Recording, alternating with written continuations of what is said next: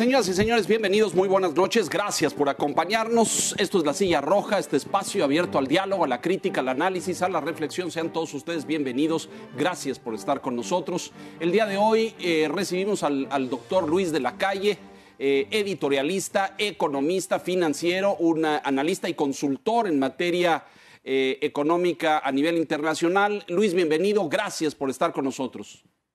Encantado, Leonardo, gusto saludarte. Gracias por tenerme aquí en La Silla Ruta.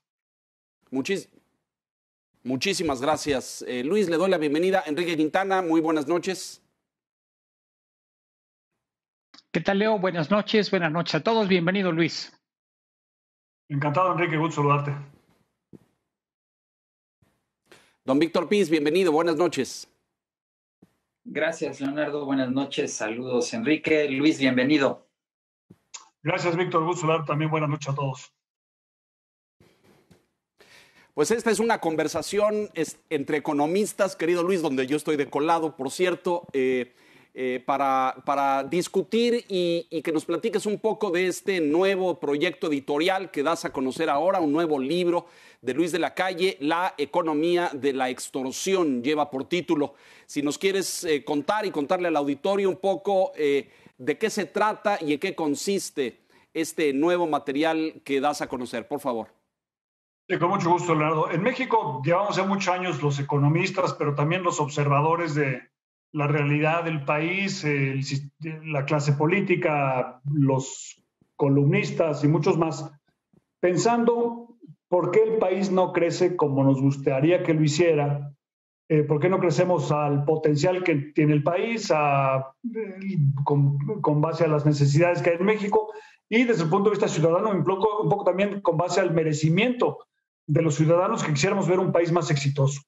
Y para ello, pues se ha recurrido a pensar muchas cosas, de que se invierte insuficientemente, de que si tenemos o no estabilidad macroeconómica, que si nos vamos a integrar al resto del mundo, y un gran etcétera. Y este libro es una contribución a ese debate de por qué el país no crece suficientemente, pero con un ángulo distinto, o sea, tratando de pensar en el ámbito microeconómico, ¿por qué las empresas mexicanas, sobre todo las pequeñas, las micro, pequeñas y también las medianas, enfrentan dificultades para crecer?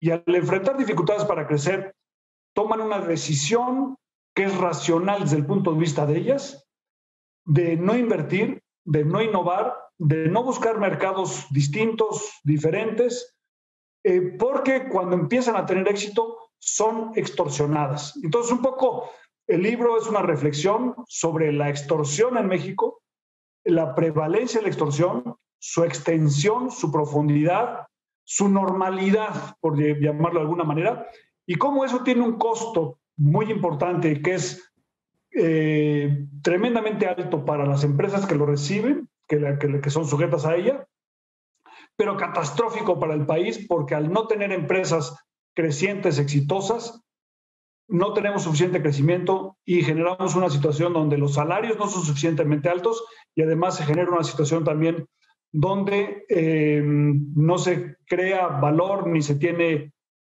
crecimiento económico, y lo que hago es una propuesta de poner la extorsión como un tema que quizá explique por qué el país crece menos de lo que debiera.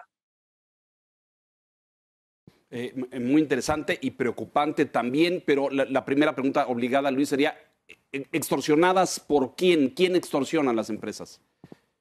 Bueno, en México la extorsión es una práctica muy extendida y, como decía yo, se toma como si fuera normal. Cuando tú empiezas a tener una empresa y empiezas a tener éxito, te extorsiona primero a lo mejor un líder sindical que un día te emplaza a huelga, no conoce a tus trabajadores no lo conocen a él, a pesar de eso te hace un emplazamiento con el único objetivo de que le des una iguala mensual de tal manera que no te moleste. Y por cierto, que no te molesten tampoco tus trabajadores con demandas de incremento del salario.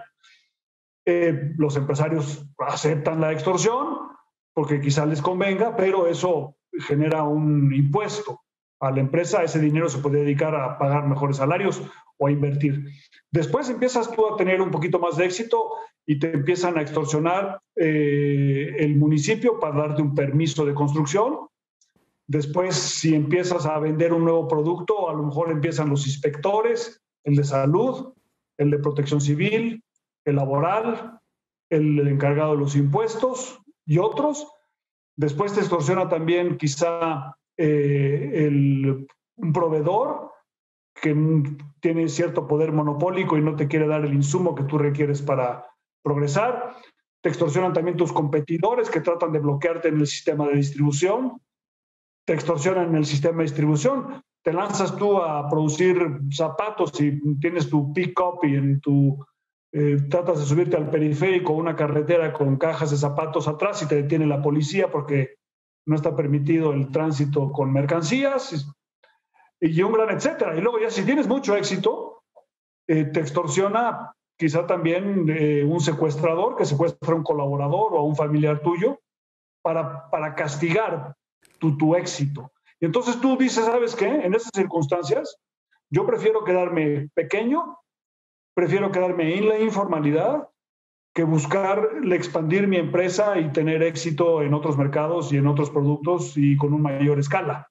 Y eso condena a un crecimiento de la productividad que es muy importante y que implica un freno para el país. Entonces es un poco la tesis que trata de poner el libro Economía de la Extorsión, de cómo estas prácticas que es tan extendida, tan común, tan conocida, en el fondo funciona como un freno a la inversión, al crecimiento y al empleo.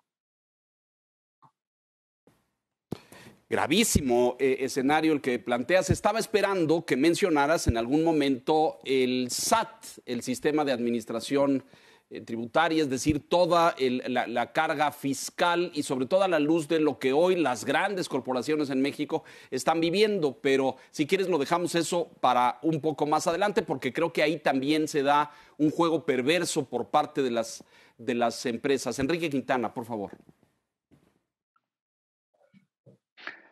Luis, desde las primeras páginas del libro, tú utilizas una figura emblemática, probablemente para ubicar este fenómeno de la extorsión, que como lo describes parece deporte nacional, pero a nivel del ciudadano, te iba a decir de a pie, pero no, del ciudadano sobre ruedas, que es la figura del franelero.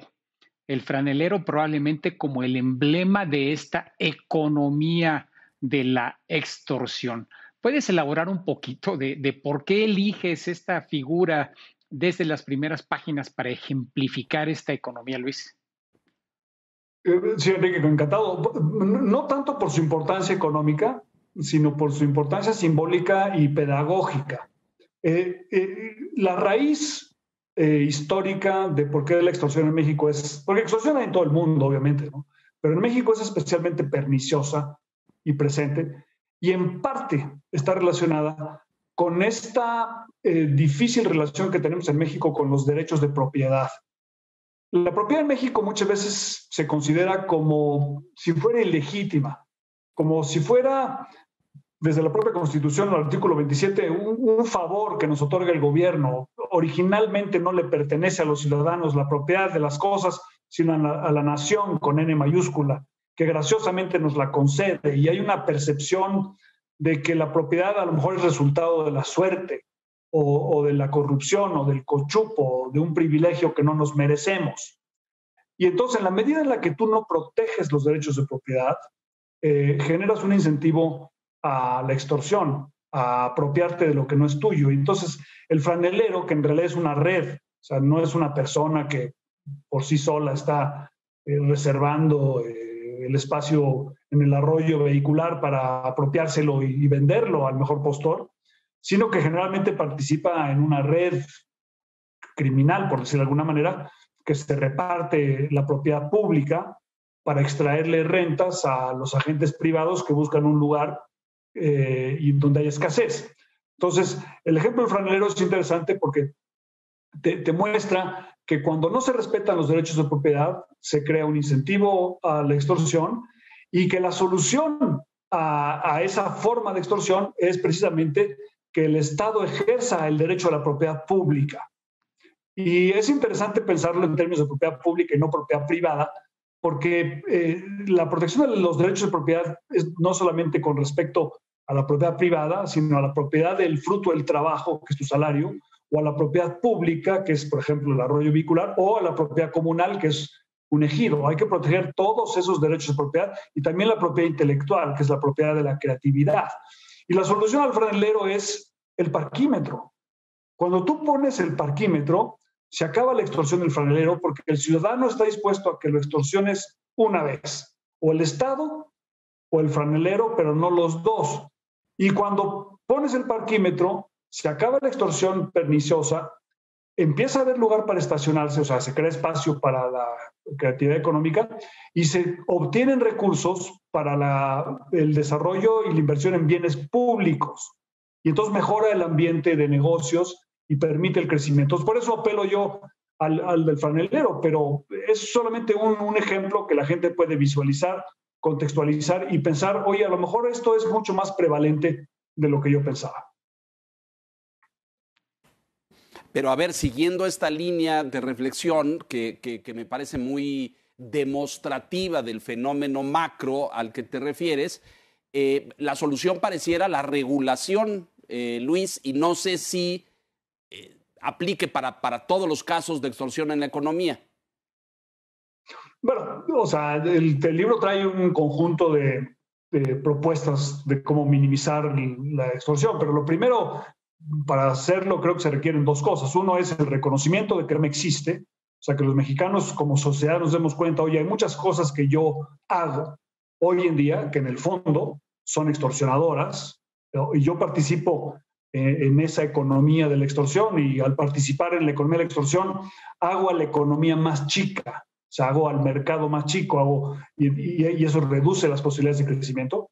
Y en segundo lugar, reconocer que la falta de respeto a los derechos de propiedad en México tiene raíces muy profundas y no es la única, porque listo varias causas, es una de las causas por las que en México se le da una respetabilidad moral a la extorsión, porque si la propiedad no es legítima, entonces extorsionar a esa propiedad o robarle esa propiedad a lo mejor no es tampoco moralmente reprobable, pero es moralmente reprobable y es legalmente reprobable y económicamente muy nocivo que no se respeten esos derechos de propiedad. Entonces, digamos, necesitamos los mexicanos, para darle la vuelta al problema, no solamente tener políticas públicas, sino aceptar la posibilidad de la legitimidad de la propiedad y la legitimidad de las utilidades,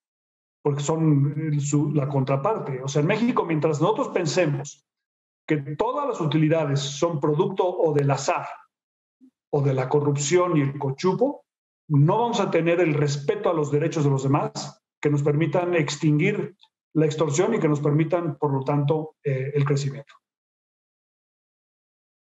Pareciera, tal y como lo planteas en el libro, que es un círculo vicioso. Estamos atrapados en ese modelo, en ese sistema. Víctor Piz, por favor.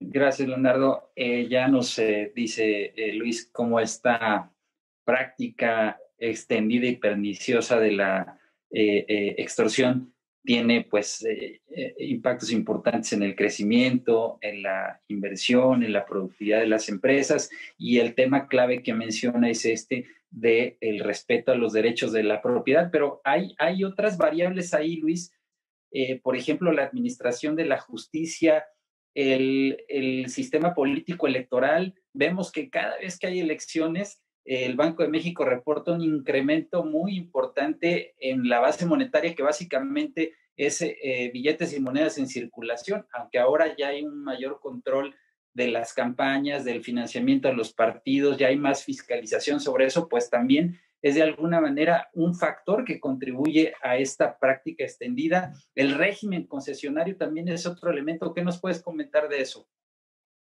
Sí, efectivamente, Víctor. O sea, un poco entre las causas que yo listo como originarias de la economía de la extorsión, además de la falta de respeto a los derechos de propiedad, me refiero al régimen concesionario que hemos tenido en México durante muchas décadas y era un poco la receta del funcionamiento del régimen bajo el PRI, en el que el Estado graciosamente te daba derechos si tú aceptabas que te los diera y a cambio aceptabas el sistema político, ¿no? Bueno, ese régimen concesionario en el fondo es una forma de extorsión muy importante. El sistema político electoral en México es clarísimamente un factor que promueve el mundo de la extorsión y la utilización de dinero en efectivo, como bien dices, Víctor. No solamente hay un incremento en la oferta monetaria en los años electorales, sino que cuando el año electoral coincide con el levantamiento de la encuesta nacional de ingreso-gasto de los hogares, las transferencias en efectivo se incrementan de una manera muy importante y eso se ve reflejado en la encuesta. La extorsión sube cuando se acerca el periodo electoral porque el sistema político, la clase política vive de las transferencias en efectivo que le generan los sectores donde hay mucha extorsión en la informalidad y por lo tanto se convierte en un premio a la informalidad y a la economía en efectivo y en un fomento de la extorsión. La ausencia de un sistema de administración de justicia, de impartición de justicia, también fomenta la extorsión porque sustituye la extorsión a la solución de controversias a través de la administración de justicia del Poder Judicial y de la acción de los ministerios públicos y la policía. Y el último elemento que yo menciono como origen histórico y sociocultural de la extorsión es algo que le llamo yo, siguiendo a Agustín Basabe, el complejo de impertenencia. O sea, el hecho de que los mexicanos muchas veces sentimos que no nos pertenece el marco jurídico, que no somos miembros plenos de la sociedad y por lo tanto las reglas a mí no me aplican porque yo soy distinto a los demás y realmente no pertenezco. Este complejo de impertenencia se convierte en el pretexto perfecto para no cumplir con la ley, para sentir que las normas no nos aplican a nosotros, sino a los demás. Y por lo tanto, en un pretexto para poder corromper y extorsionar o ser extorsionado. Entonces, ese conjunto de factores los que explican, creo yo, en México la prevalencia de la extorsión. Híjole,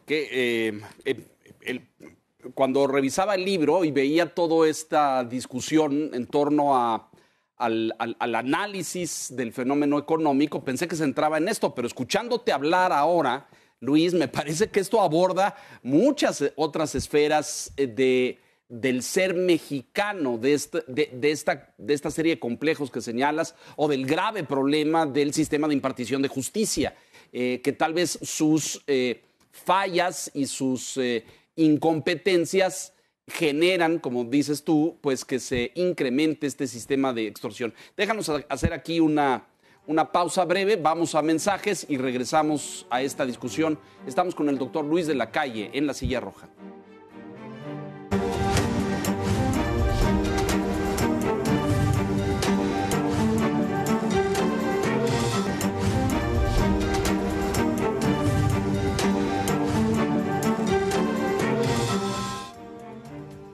Decía hace un momento, Luis, que pareciera un círculo vicioso, un sistema en el que estamos atrapados porque es como si todo estuviera construido para que floreciera la extorsión.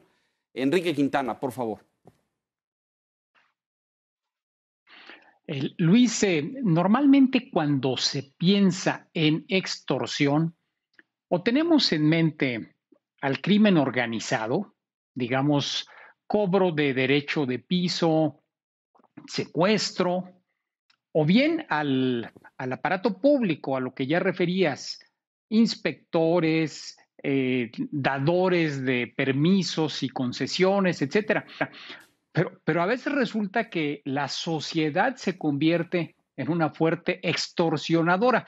Y quizás hoy tenemos un caso que es crítico en México, que es el bloqueo de las vías férreas, donde grupos de diferente origen, porque ni siquiera es uno solo, sino con intereses totalmente diferentes, han convertido a ese bloqueo de trenes en un fenómeno extorsivo que está pegándole a la economía, ya no solamente por una mala asignación de recursos, como refieres en el libro, sino en cosas tan elementales como la interrupción del suministro de insumos.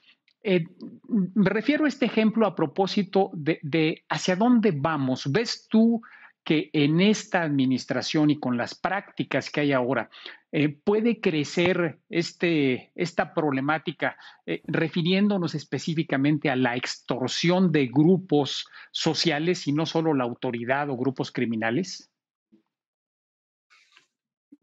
Sí, efectivamente, Enrique. Eso, o sea, por ejemplo, la toma de casetas es una forma de extorsión también, ¿no? O sea, tomas la caseta y obligas al ciudadano a que tenga que hacer un pago. Tienes poder monopólico en ese momento porque no tiene sustitución el ciudadano para hacerlo, y te genera un ingreso de extorsión. Lo mismo cuando se toma una vía férrea. Muchas de las manifestaciones en México que uno pudiera pensar son producto de la libertad de expresión y la expresión política, son extorsionadoras. Lo que pretenden es obtener recursos y ordeñar al Estado o ordeñar a los privados, y que muchas veces caemos en la extorsión porque no tenemos una alternativa. Entonces, efectivamente, eso es una señal de que vamos en la dirección equivocada. Ahora, en el libro yo digo que el presidente López Obrador, como por cierto también el presidente Fox en el año 2000, fueron electos para cambiar la relación entre la clase política y la sociedad mexicana para que hubiera menos extorsión. El presidente tiene la autoridad moral, la autoridad política y electoral, porque ganó con un gran margen, para invitar a la sociedad y lograr que en la sociedad ese tipo de cosas, como por ejemplo la toma de vías de tren, no se dé. O sea, yo me imagino que es mucho más fácil, si el presidente quisiera hacerlo, que él impida la toma de vías de tren, a que lo impidiera o lo hubiera impedido José Antonio Meade o Ricardo Anaya si hubieran ganado la elección. O sea, el presidente tiene esa autoridad moral para hacerlo. La pregunta es si está dispuesto a moverse en esa dirección y a terminar realmente con la extorsión, corrupción que muchas de estas prácticas generan. Esa es, yo creo que una pregunta muy importante que va a ser definitoria al final del sexenio sobre su éxito o falta de éxito, porque si no avanzamos en la erradicación de la extorsión y tenemos al final del sexenio un régimen político mucho más concentrado, donde se concentra el poder y sea menos democrático, menos participativo y menos competido, menos lo voy a decir una palabra que es políticamente incorrecta, menos neoliberal en el sentido de la competencia, vamos a tener en los próximos años en México mayor corrupción, mayor extorsión y menores posibilidades de crecimiento. Entonces, sí es un tema súper importante y creo que es clave que el presidente vea que el respeto a los derechos de los demás es una condición sine qua non para el éxito económico.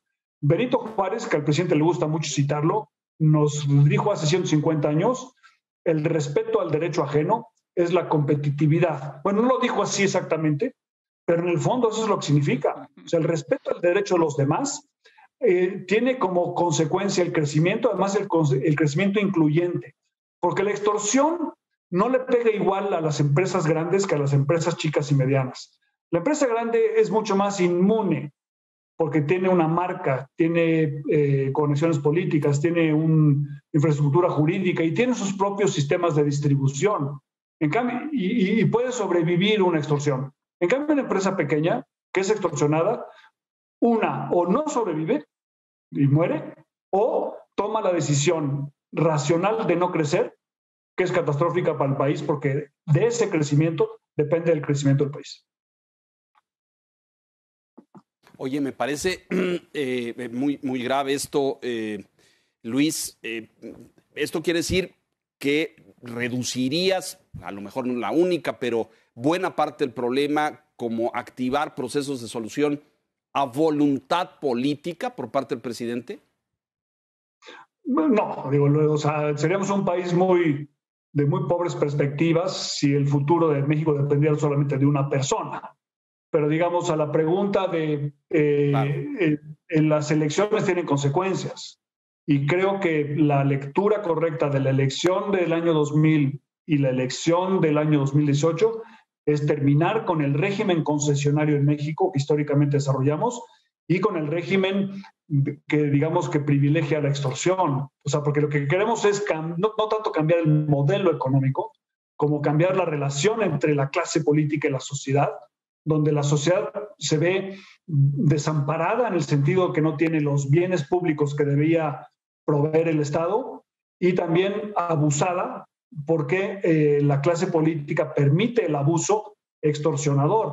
Y el punto es que estas prácticas no solamente son ilegales o moralmente reprobables, sino que tienen un altísimo costo un costo económico, y que el costo económico de la extorsión es un costo de oportunidad.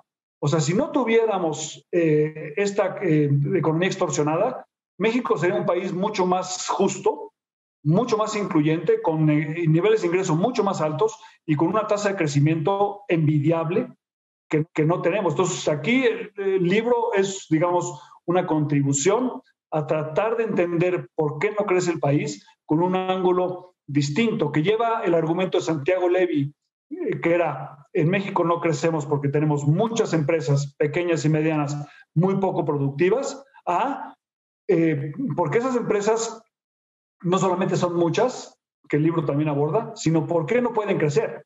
Y la respuesta es no pueden crecer porque cuando empiezan a tener éxito, reciben extorsión que se convierte en un impuesto tan alto que es confiscatorio no solamente de sus flujos actuales, sino de sus flujos futuros porque desinhiben la inversión.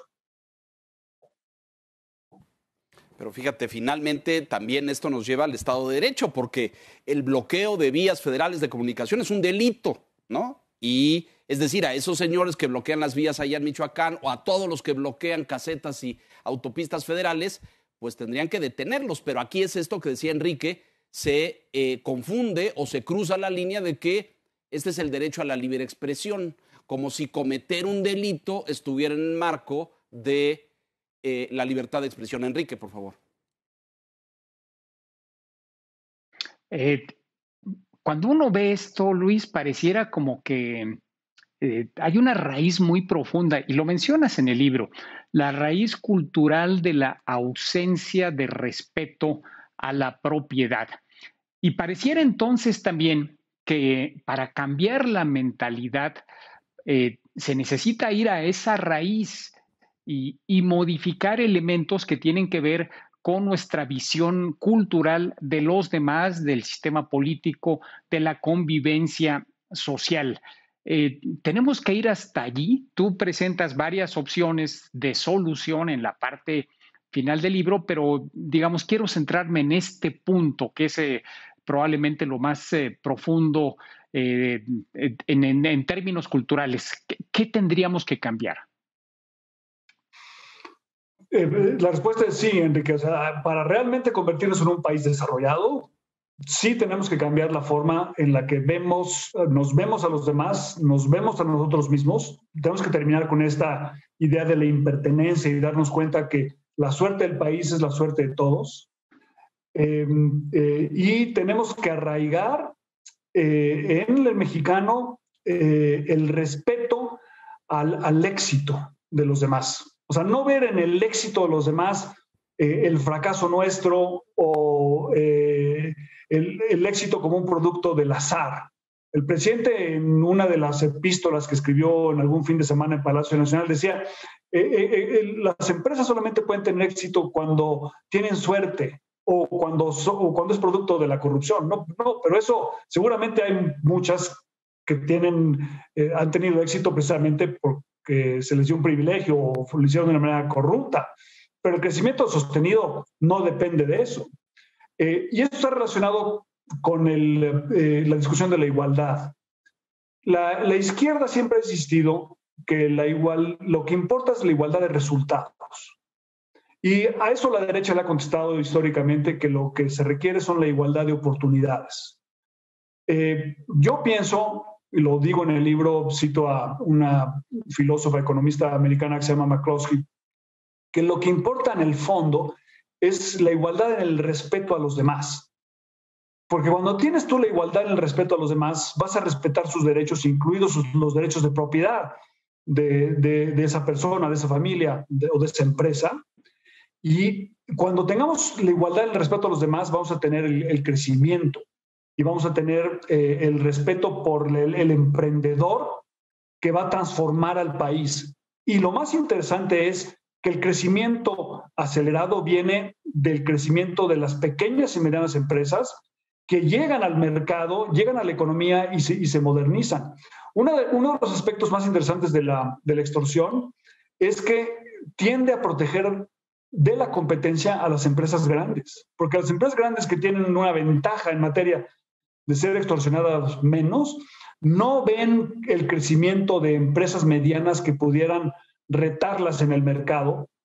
Y no solamente eso, muchas veces cuando empieza una empresa mediana a tener éxito, hay un incentivo enorme para subirse al sistema de distribución de una empresa grande. La empresa grande la compra y desaparece el crecimiento de una nueva empresa, se minimiza la competencia y no tenemos el dinamismo que se requiere en la economía para poder crecer. Entonces, el crecimiento en México depende precisamente de la introspección que hagamos, de que es importante respetar el derecho de los demás e impulsar el éxito. Y allí es donde una persona como el presidente López Obrador, que tiene una enorme ascendencia sobre los mexicanos, puede decir, oye, vamos a promover a los mexicanos exitosos a través de no solamente premiarlos, sino respetar los derechos de todos, porque al hacerlo es como vamos a lograr el crecimiento. Entonces hay un aspecto cultural importante que necesitamos vencer para realmente poder crecer, porque en ese momento nos vamos a convencer de que vale la pena tener un sistema de impartición de justicia que resulte en el Estado de Derecho, de que vale la pena tener la infraestructura que te permita un crecimiento sostenido. Y el libro es una invitación a reflexionar sobre esto, sino sobre si no habrá algo en México, en la forma que nos vemos y que nos comportamos, que sea lo que explique por qué en México no crecemos, y no solamente las grandes variables macroeconómicas que tan atinadamente sigue el financiero de Bloomberg en México.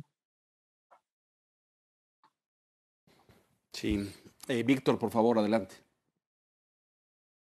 Luis, ¿cuál puede ser, digo, sobre la misma línea de lo que venías ahora dando, cuál puede ser el papel del sector privado para reducir la extorsión, que generalmente, como decías, pues es la víctima, ¿no?, de la extorsión, pero pues lamentablemente se menciona en el libro, lo has referido también, que esta práctica la asumimos como una forma normal de comportamiento. Y citabas el caso de... También hay extorsión privada, ¿no? Un poco como dice Víctor, y el papel del sector privado puede ser muy importante, varias propuestas de cómo el sector privado debe participar.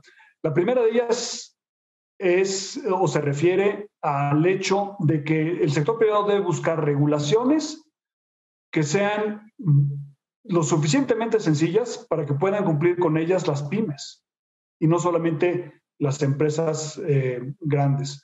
En segundo lugar, el sector privado debería promover un acuerdo con la clase política de tener el cobro del impuesto predial como uno de los pilares para la protección de los derechos de propiedad. Porque en la medida que los gobernadores y presidentes municipales sepan que su base gravable depende de la propiedad, van a protegerla y van a generar más bienes públicos en el ámbito local, y eso va a promover el Estado de Derecho. Una especie de acuerdo entre el sector privado que le diga al sector público, súbeme el predial, pero ya no me extorsiones. Yo seguro que la mayoría de las plantas en México, vas tú, por ejemplo, a Ciudad Juárez, entras a una planta y como si estuvieras en Suiza y en Japón, todo está perfecto y funcionan como reloj las plantas. Sales de la planta y no hay banquetas, no hay pavimento, no hay agua corriente, no hay seguridad y no hay predial. Esas empresas pagan un predial mínimo. Y finalmente, copiar un poco lo que se hace en Estados Unidos. En Estados Unidos, las compañías de seguro funcionan como certificadoras del cumplimiento de las normas de seguridad, de transporte, de protección civil. Y eso le quita el poder monopólico a las agencias encargadas de la protección civil o de la seguridad, porque te certifican las empresas de seguro en lugar de certificarte solamente las autoridades. Entonces, inyéctale un poco de competencia al otorgamiento de permisos o a la certificación de las normas, de tal suerte que se le quite a los posibles extorsionadores su poder monopólico. Pues creo que es un esquema interesante, propositivo en términos de romper estos vicios de sistema. Déjanos hacer una nueva pausa aquí, Luis, y regresamos de inmediato.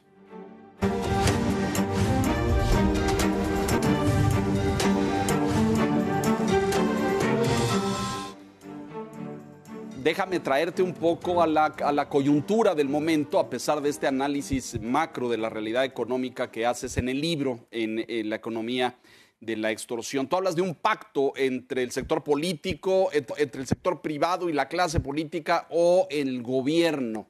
En el escenario que vivimos actualmente, en la coyuntura actual de esta continua descalificación. En semanas recientes el presidente nuevamente desde su espacio en la mañana acusa, señala, amedrenta, amenaza a empresas.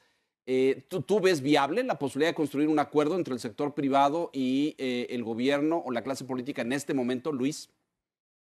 Lo veo difícil, no imposible, pero sí difícil. Yo creo que el presidente López Obrador tiene que tomar una decisión en materia de la orientación económica del país y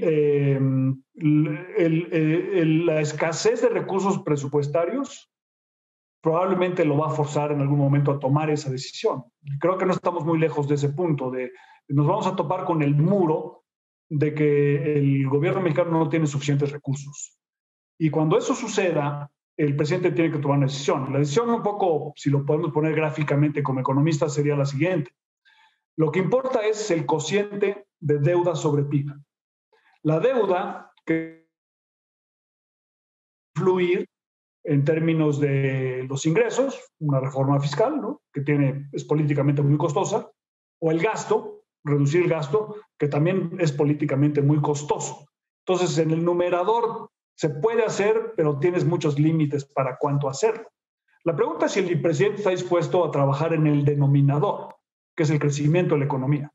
¿Y cómo vamos a hacer para que la economía sea más grande en México? Bueno, lo primero es, obviamente, un ambiente general donde se pueda invertir y esa inversión lleve a un crecimiento. Entonces, vamos a crear un ambiente de hacer a México atractivo a la inversión extranjera, por supuesto, pero sobre todo la inversión nacional, que es el 90% de la inversión que se da en el país. ¿Y cómo estimulas tú la inversión nacional? Bueno, lo primero es con una política en la que, porque lo único que va a cambiar las perspectivas privadas va a ser que el presidente invite a la inversión en el sector energético, porque eso es lo que manda la señal de que hay un cambio en la forma en la que se concibe el comportamiento de la economía. Y después, avanzar en algunas de las ideas que propongo yo en el libro en materia de promover el crecimiento a través de la reducción de la economía de la extorsión, que es otra forma de decir a través de la implantación del Estado de Derecho. El problema con insistir en el Estado de Derecho es que es demasiado abstracto. Y la economía de la extorsión es una invitación a empezar a ver qué aspectos de la falta de Estado de Derecho son los que más inhiben el crecimiento económico y la inversión, y yo propongo que la extorsión quizás sea el aspecto que lo haga. Entonces, creo que el presidente sería más exitoso tratando de controlar el cociente deuda sobre PIB, trabajando no solamente en el numerador, que es lo que ha tratado él de hacer, pero sobre todo en el denominador, porque allí es donde tenemos un potencial mucho más grande, porque México puede crecer mucho más rápido, sobre todo ahora que vamos a haber crecido -8%, -9% en el 2020, para tener una plataforma que nos permita el crecimiento y a través de ese crecimiento se generen los suficientes recursos para que el presidente pueda cumplir con los objetivos de su propio gobierno. La principal víctima de la falta de éxito económico en México va a ser el proyecto de la Cuarta Transformación. Porque la Cuarta Transformación, en el sentido de dotar a la mayoría de los mexicanos de oportunidades, dependerá de que existan recursos para hacerlo, y esos recursos no van a existir si no tenemos crecimiento, y no va a haber crecimiento si no hay inversión de los mexicanos y de los extranjeros privada, porque en el ámbito público no hay recursos, y las transferencias crecientes que se tienen que hacer al sector energético son una merma muy importante de la posibilidad de crecimiento para el país y una merma de los recursos públicos que pudieran ser utilizados en la creación de una infraestructura dura y una infraestructura suave que permitieran el crecimiento. Híjole, no solo la víctima, dices tú, la 4T de todo este modelo, sino también la causante, me parece, es doble el rol, porque el modelo no va a incentivar el crecimiento, me parece. Soy escéptico en lo que dices, coincido en el diagnóstico de que los recursos públicos van a un cuello de botella, a un callejón sin salida, porque van a la baja y pues el financiamiento del gasto público se ve cada vez más contraído o deprimido, pero soy escéptico en cuanto a el cambio de ruta del presidente Enrique. No sé cómo lo veas tú. Efectivamente, bueno, habrá que esperar. Yo quiero preguntarle a Luis por otro proceso donde no interviene tanto el sector público, el gobierno, que se está dando y se ha acelerado, y puede ser uno de los factores que muevan las agujas en este terreno, en el de la economía de la extorsión. Le dedicas un capítulo en el libro, Luis, al tema de la digitalización, donde, por ejemplo, a través de procesos de gobierno digital puede reducirse mucho la extorsión que se practica por parte de funcionarios públicos, o el aprovechamiento de las plataformas para distribuir productos y o servicios también puede evitar la extorsión entre privados, porque genera canales de distribución que ya no dependen de la voluntad de las empresas grandes. ¿Qué tanto crees tú que puede ayudarnos esta digitalización, pues de la cual hoy, por ejemplo, estamos haciendo uso en este programa? Mucho, Enrique. O sea, este libro yo lo escribí en el fondo porque para responder a dos preguntas. Una, que hemos ya platicado mucho, que es ¿por qué no crecemos o no crecemos suficientemente? Y dos, ¿qué vamos a hacer con la revolución digital y el desempleo que eso puede provocar? Y entonces, a raíz de hacerme esa pregunta, yo dije, bueno, lo que se requiere obviamente es que haya un crecimiento explosivo de las pymes. O sea, no solamente que haya más pymes, sino que las pymes demanden más trabajo. Para demandar más trabajo tienen que crecer. Y México es un país relativamente joven. La revolución digital está aquí, está presente en el mundo. La estamos utilizando hoy, como dice bien Enrique, y puede convertirse en un instrumento importantísimo para reducir la extorsión.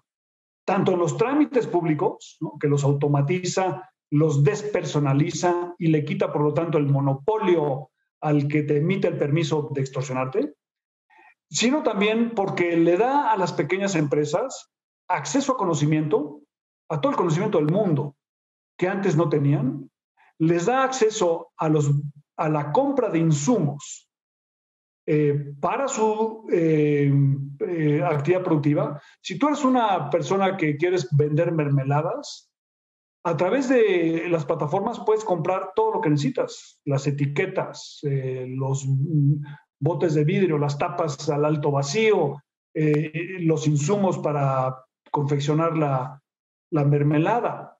Y después puedes utilizar esas mismas plataformas para colocar esas mermeladas que hiciste fuera de tu propio ámbito, fuera de tu propio pueblo, de tu propia colonia, de tu propia ciudad, y venderlas en el resto de México y quizá en el mundo. Y entonces el desarrollo de las plataformas tecnológicas, de la digitalización, pueden convertirse en el puente que México requiere entre la informalidad y la formalidad para acelerar el crecimiento. Entonces México debe hacer una apuesta definitivamente muy grande a profundizar la digitalización de la economía como un instrumento no para que la brecha social se expanda, sino para que la brecha social se reduzca y se convierta en un auténtico promotor del crecimiento de las pequeñas empresas.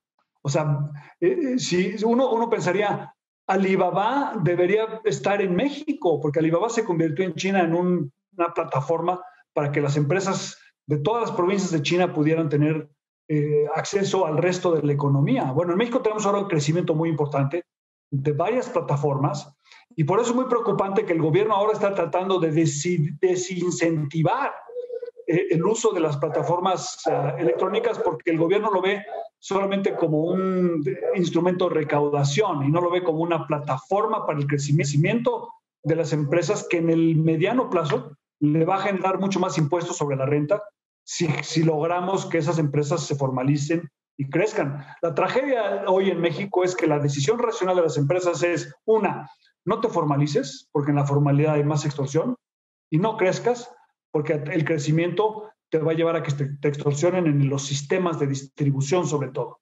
Y las plataformas digitales pueden reducir radicalmente el costo de la extorsión y por lo tanto acelerar el éxito de las empresas. Entonces es un asunto de una enorme importancia, Enrique. Enorme importancia y que además ayudaría a limpiar este proceso, como tú señalas. Víctor, adelante. Sí, además de la evolución digital que se menciona, Luis, y pues eventualmente también la robótica, yo te quiero preguntar sobre el tema de la competencia como un factor que pudiera reducir o erradicar la extorsión. En el bloque anterior hacía referencia al sector energético. Pues parece que ahí en este gobierno como que no hay mucho interés por abrir la competencia a los mercados del sector de la energía, pero ese tema es clave, ¿no? Sí, yo creo que uno de los principales problemas conceptuales del presidente López Obrador es que él habla neoliberalismo a corrupción, piensa que son palabras sinónimas. Y eso es un gran error porque la corrupción generalmente surge donde no hay suficiente libertad. O sea, neoliberalismo en el sentido de corrupción, de que se manejaron malos recursos, eso tiene razón el presidente. O sea, hubo periodos, hubo gobiernos en el pasado que abusaron de los recursos públicos. Pero eso tiene muy poco que ver con el régimen de la economía liberal en la que las personas tienen oportunidades. O sea, si tú quieres realmente reducir radicalmente la corrupción, se requiere mucho más libertad. Donde hay poca libertad es donde surgen las oportunidades de corrupción y las posibilidades de extorsión. Entonces, si quisiéramos realmente de una manera seria, consciente, hacer de México un país más próspero, necesitamos reducir las posibilidades de extorsión, y las posibilidades de extorsión se reducen en la medida que reduzcas el poder monopólico del regulador, de los sistemas de distribución, de las empresas que abusan, de los grupos que toman las vías de comunicación y extorsionan también, del crimen organizado y de un gran etcétera. Entonces, a mayores libertades y a mayor acción del Estado para que tengas mayores libertades, va a haber mayor progreso. Y lo que es más interesante es que los principales beneficiarios de ese régimen donde haya más competencia van a ser precisamente empresas más pequeñas y las familias más desfavorecidas. Porque esas familias más desfavorecidas, esas pequeñas empresas, no tienen acceso, el acceso político que se requiere, por ejemplo, para pedir que te cierren la frontera. Solamente las grandes empresas pueden hacer ese tipo de gestiones. Entonces, si tú quieres una sociedad más incluyente, más justa, más equitativa, necesitamos que las personas de menores recursos sean las que tengan acceso a un régimen donde haya menos extorsión. Pues es muy curioso, pero en México las pequeñas empresas son empresas todas familiares. Y son familiares porque las familias no se atreven a invitar a gente fuera de su círculo familiar a participar del negocio, porque saben que si lo hacen van a ser mucho más sujetos de extorsión. Entonces, necesitamos un gobierno que nos ayude a liberalizar la enorme potencial que tienen los empresarios y familias mexicanas para crear su propio futuro, lo voy a decir de una manera políticamente incorrecta, para privatizar auténticamente el desarrollo. Todo parece indicar que no es Luis, pero bueno, es una conclusión mía. Nos acercamos casi al final. Enrique, por favor, adelante. No, a los gobiernos hay que juzgarlos, Leonardo, al final de su periodo, ¿no? De pasar nuestro juicio sobre el gobierno al final del sexenio. Yo creo que el presidente todavía puede encauzar una auténtica revolución en el sentido económico de la palabra en México, pero pues los signos hasta hoy en día no son muy alentadores. Yo sería cautelosamente pesimista sobre las posibilidades de un cambio importante. Lo comparto. Enrique. Si no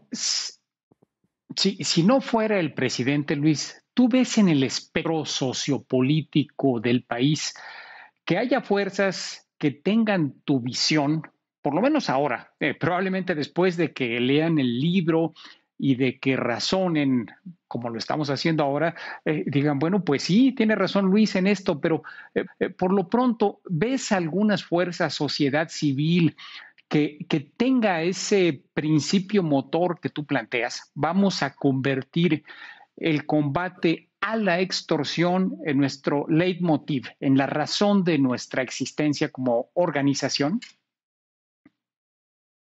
Bueno, Enrique, el comercio exterior, donde yo tuve el privilegio de participar muchos años como alto funcionario público en México, es un buen ejemplo de que cuando pones tú un Estado de Derecho, tienes una explosión de crecimiento. Digo, en México no se dice nunca, pero México tiene hoy en día 30% de participación de mercado en el sector agropecuario en Estados Unidos. O sea, ha habido un tremendo éxito en un segmento de la economía mexicana donde nos pusimos reglas que minimizan las posibilidades de extorsión. Entonces ya hay en México una parte de la economía que no es pequeña, que tiene, que ya está arraigada en muchas regiones del país, que muestra que el éxito es posible. O sea, cuando la gente dice, oye, en México el crecimiento no es posible, y tú dices, oye, pero en Aguascalientes llevan creciendo una tasa del 8% fue un buen tiempo. O sea, tasas asiáticas. Tenemos sectores en México que tienen altísimos crecimientos. El último censo económico de 2019 que se publicó hace 4 meses muestra un crecimiento muy importante en la productividad y en el tamaño de las empresas. O sea, México, allí íbamos. Entonces, sí hay ciertas islas de prosperidad, hay sectores, hay regiones, hay segmentos de la población que muestran que esto no es teórico, que cuando tú aplicas estas reglas, el crecimiento explosivo es posible. Y entonces hay que invitar, ahora que vienen elecciones muy importantes en el ámbito municipal, estatal, legislativo en 2021, a que algunos gobiernos se atrevan a realmente tener un ejercicio de modernización que sirva como ejemplo para el resto del país. Es eminentemente posible. Ya hemos tenido éxito. En México ya mostramos que a pesar de las deficiencias de nuestro sistema judicial y de nuestro sistema político y de nuestra propia cultura, el éxito es eminentemente posible. Digo, Donald Trump ya se va, pues Donald Trump en el fondo era un gran promotor de México cuando decía, con México no se puede competir porque cada vez que competimos con México los mexicanos ganan. Entonces en México sí hay ejemplos de éxito, que lo que tenemos que hacer es aprender las lecciones de ese éxito para multiplicarlas en el resto de la sociedad. Se nos termina el tiempo, lamentablemente. Luis, Víctor, por favor, comentarios finales. Agradecer a Luis su presencia esta noche, que haya compartido sus conceptos reflejados en este libro, Economía de la Extorsión. Creo que es muy claro, ¿no? Cómo se inhibe, cómo afecta el crecimiento potencial de la economía, cómo inhibe la inversión, desestimula la innovación, se convierte en una trampa de pobreza, en un círculo vicioso, bajo crecimiento, mínima productividad, incluso afecta el ahorro, como también frena a las pequeñas empresas para formalizarse. En fin, creo que el libro hay que leerlo, es muy oportuno, y agradecer, Luis, que nos hayas compartido lo que está en el libro.